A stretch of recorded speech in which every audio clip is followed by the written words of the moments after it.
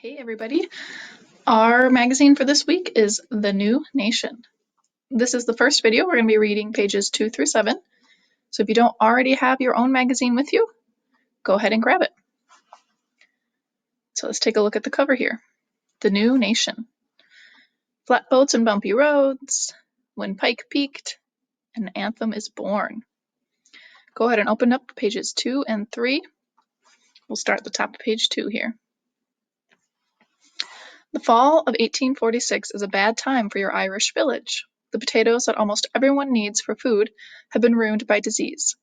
This year's harvest is even smaller than last year's, and even more people are going hungry.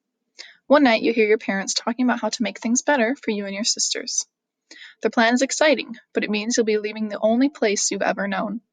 You're going to start a new life in the United States. Your family will become immigrants, or people who leave their home to live in a different country. And you won't be the only ones. Between 1789 and 1850, waves of immigrants from Ireland, England, Scotland, and Germany came to the United States to start new lives in the young republic. Some wanted to get away from hard times and hunger. Others saw a chance to live freely or worship the way they wanted. Still others saw an opportunity to make money. Whatever their reasons, immigrants settled all across the new nation and changed it in many ways. Image of people traveling on a boat. And this photo right here has the caption that reads, "Some people came to the United States because of crop failures in their home countries, like the ones in Germany during the 1840s. In Ireland, about 1 million people died in the Great Famine, also known as the Great Hunger, between 1840 and 1849. It's also known as the Potato Famine. So there wasn't enough food to go around because their crops died." Top of page 3 here, we have this image. Many German immigrants in the early 1800s came from small family farms. Manufacturing had begun to replace agriculture. Their way of life was disappearing, but the United States still had a lot of open land and was cheap to buy. German farmers could sell their land and buy more in the US. They were joined by craftsmen and shopkeepers whose lives had also become tough.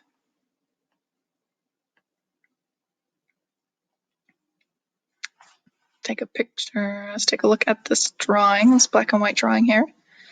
The Scots-Irish, also known as Ulster Scots, came from what is now Northern Ireland. They were Protestants, mainly Presbyterians, of Scottish descent. Before the American Revolution, many settled in Pennsylvania. After the war, another 100,000 arrived. They often worked as craftsmen or work crew bosses. In this picture right here, I wonder if he looks familiar to you. Compared to many other countries, the United States was a place of great freedom. There was no king. People could choose to live in many different kinds of places.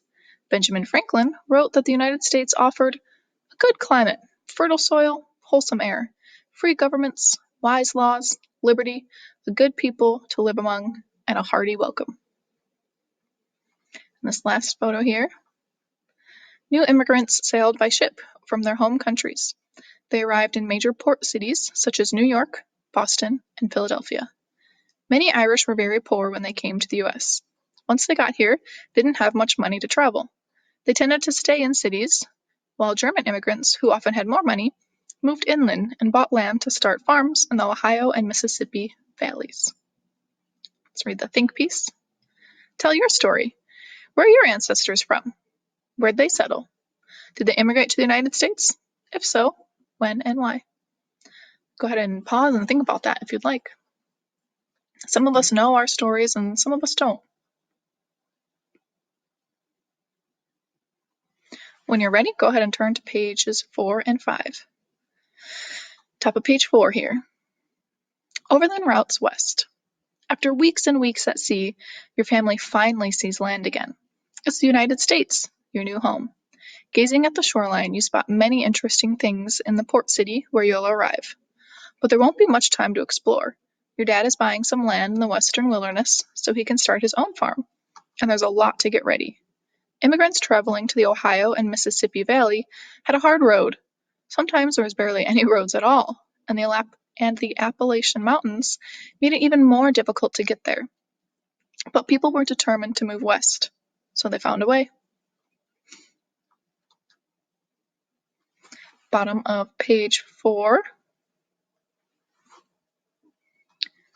Looks like we're looking at this. It's got Kentucky, Virginia, Tennessee, and we call this the Cumberland Gap. It's a gap between the mountains that you could travel through. In 1750, a group of explorers traveled a natural passage through the Appalachian Mountains. By 1796, 200,000 people had traveled through the Cumberland Gap. Abraham Lincoln's parents and grandparents were among them. The journey took less time than a trip over the mountains, but it was still dangerous. In winter, heavy snow and harsh weather forced some to abandon their wagons and cross the gap on horseback or even on foot. Looks like we zoomed out a little bit, so Kentucky, Virginia, and now we're looking at Ohio, Pennsylvania, Maryland, Cumberland to Wheeling. They call this the Cumberland Road.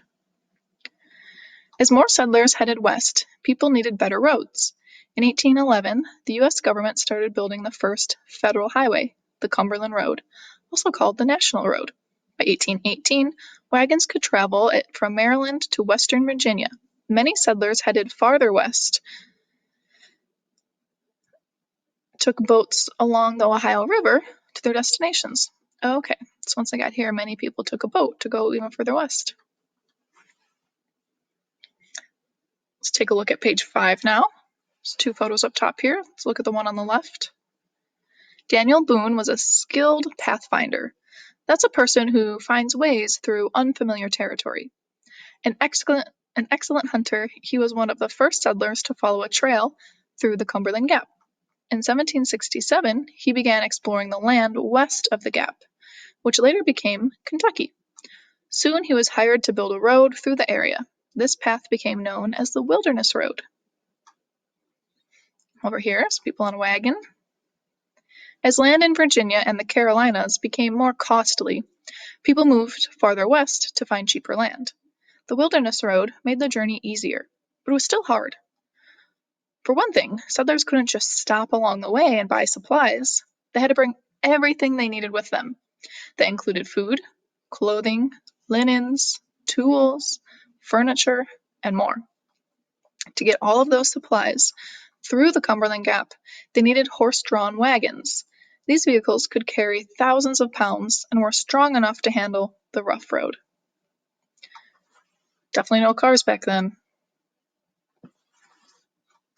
Take a look at this man. European scientist and writer C.S. Rafinescu was an avid traveler and student of natural history. He arrived in the young republic in the early 1800s, when Kentucky still had few settlers. In his book, A Life of Travels and Researches in North America and South Europe, Rafinescu wrote, "I often went 10 miles by narrow paths, without meeting a house, and nearly lost myself." Let's look at this chart here. I've got the date and population. So in 1790, the population is 110,000. And then only 10 years later, it's 385,000.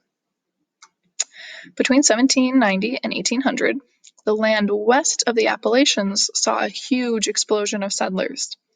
In 1790, about 110,000 had made homes in the western side of the mountains. Just 10 years later, in 1800, settlers numbered more than 385,000. Many built homes along the Ohio River. Some of these settlements were near American Indian lands. So you see lots of people arriving, new immigrants arriving, the population is growing, people are traveling farther out west. Go ahead and turn now to pages 6 and 7. Waterways to the west. Roads made it easier for heavy horse-drawn wagons to travel overland, but it was still slow, tough going. By the early 1800s, many settlers heading west to Virginia had found a better way, a waterway. Traveling through the Ohio River wasn't super speedy either, but Boats could carry more people and goods than wagons could. Also, since they were following the river, settlers were less likely to get lost along the way. Early pioneer boats were basic log rafts. Some had wooden cabins on deck for shelter. Soon more advanced craft were traveling the rivers of the new republic. Oh, so like more advanced boats. There's one of them. Let's read this caption. In 1807, Robert Fulton introduced the Clermont, a steamboat whose steam engine powered two side-paddled wheels. The Clermont made its first voyage from New York City to Albany in 32 hours, a trip that normally took 4 days. Wow. Steamboats became popular vehicles for settlers traveling west and for transporting goods on the Mississippi River. There were even luxury steamboats that catered to the rich. Bottom of page 6 here, we've got this photo and this caption here. Flatboats, or rectangular wooden boats with flat bottoms, were plentiful on the Ohio River and other smaller rivers leading into the Mississippi. Farmers and merchants used them to carry goods to market. Pioneers used them to get to their destination. Most flatboats were around 30 to 40 feet long and 8 to 10 feet wide. Their simple design was easy to build and ideal for floating along shallow waterways. They were sturdy too.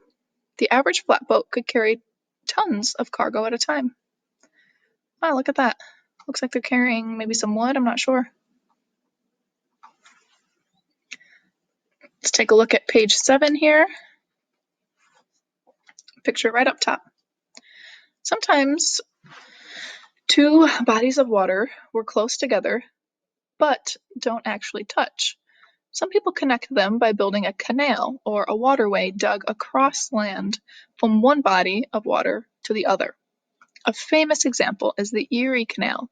Completed in 1825, the 363-mile canal linked Lake Erie and the Hudson River in New York. Before it was built, shipping a ton of goods from Buffalo to New York took 20 days. After the canal opened, it took just 8. That must be this right here. You guys ever notice any canals where you live? We have a lot of like irrigation canals in this area. So now we have a series of photos here. 1, 2, 3, 4. One challenge in building a canal is the water levels are different from one place to the next. To let boats move between high and low levels, a canal has locks, or sections of water held between two gates. It's an elevator for boats. One gate opens, water flows in or out, and the boat is lifted or lowered to the level of the water. In the next lock.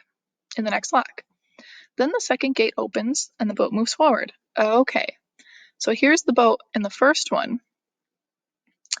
This must open and it's able to go into the second lock. And then this one opens and it's able to go into the third lock until finally it's at the lower water level of wherever it's trying to go. So it started with a high water level, went to a lower one.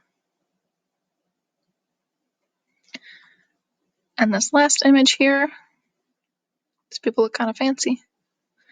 Boats traveling along the Erie Canal could carry many families and goods. Everyone in a boat had a job.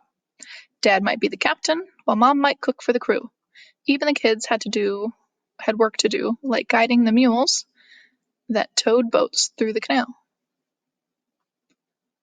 Interesting. So mules would walk along the side of the canal, pulling the boats. Think piece. Mark Twain wrote, "When I was a boy, there was but one permanent ambition among my comrades in our village on the west bank of the Mississippi River. That was to be a steamboatman." Steamboat captain? Cook? Engineer? Something else? What job would you have liked to do on a boat? Think about that if you'd like. That's the end of the first video. We read pages 2 through 7. Please come back for video 2, and I will see you then.